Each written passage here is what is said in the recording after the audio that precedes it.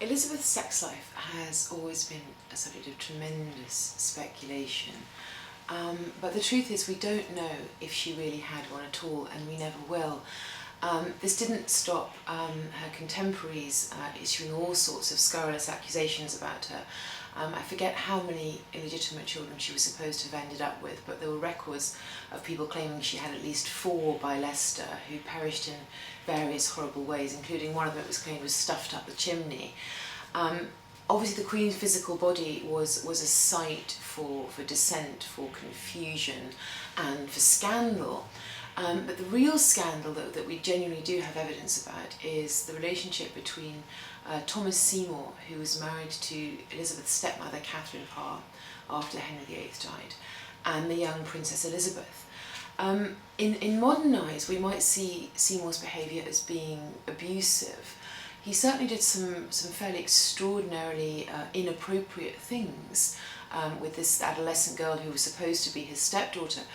He would come into her bedroom, he'd playfully pull off her nightdress, chase her around the bedroom, try to kiss her. Elizabeth went along with this to a certain extent.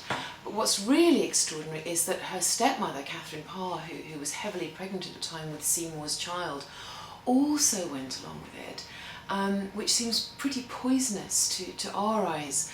At one stage, Catherine is reported to have held Elizabeth's arms behind her back as Seymour cut the dress she was wearing to ribbons. This seems utterly repulsive and really rather sinister. I think perhaps we are more squeamish than the Elizabethan age was about sexuality and adolescence. This was after all an age when many girls were mothers in their early teens, particularly in aristocratic circles. This was not particularly unusual. But the idea of this collusion between Seymour and Catherine is utterly repulsive. When the scandal broke after Catherine had died and it was rumoured that Seymour was planning to marry Elizabeth, for which he was subsequently arrested, tried and executed, it had something very, very serious to teach Elizabeth. Her name had been dragged through the mud at court. She had to be extremely careful to maintain an appearance of propriety, the perfect Protestant prim princess, which she remained with one or two aberrations very much ever after. I think she also may have realised quite how anarchic a force sexual passion can be, how much one can be deprived of reason by the power of desire. And I think it is reasonable to say that perhaps she was aware of this for the rest of her life.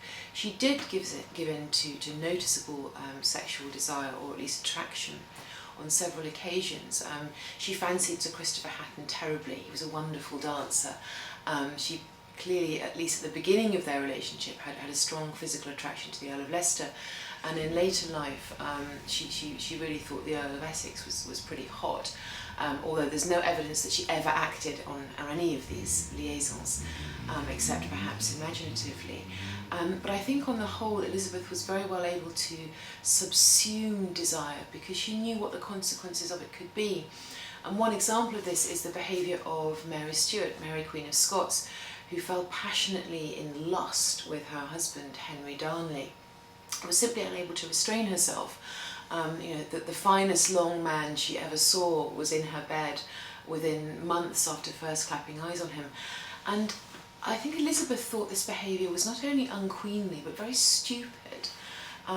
It was very unwise to allow oneself to be ruled by sexual passion, and I think she despised Mary for that.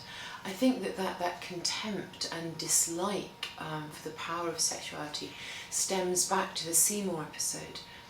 I think it also explains what some historians have referred to as Elizabeth's anger with love. During the 1590s, there was effectively a sexual revolution at Elizabeth's court.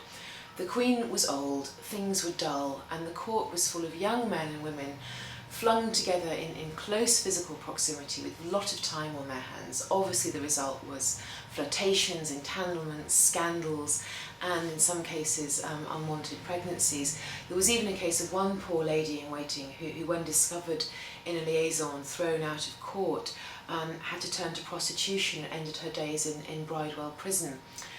And there is a view that Elizabeth's anger at this sort of upsurge of sexual feeling in her court was to do with the fact that she was jealous, that she hated women and men for having what she'd never had. But I think it was something more than that. She was aware that desire and sexuality can be extremely disruptive. They can be revolutionary in a far more meaningful sense than who goes to bed with whom. She had to preserve her court from anarchy, as she had preserved herself, her reign, her church, her polity from anarchy by keeping an extremely tight check on her own emotions. So she was very distressed to see this bursting out in others.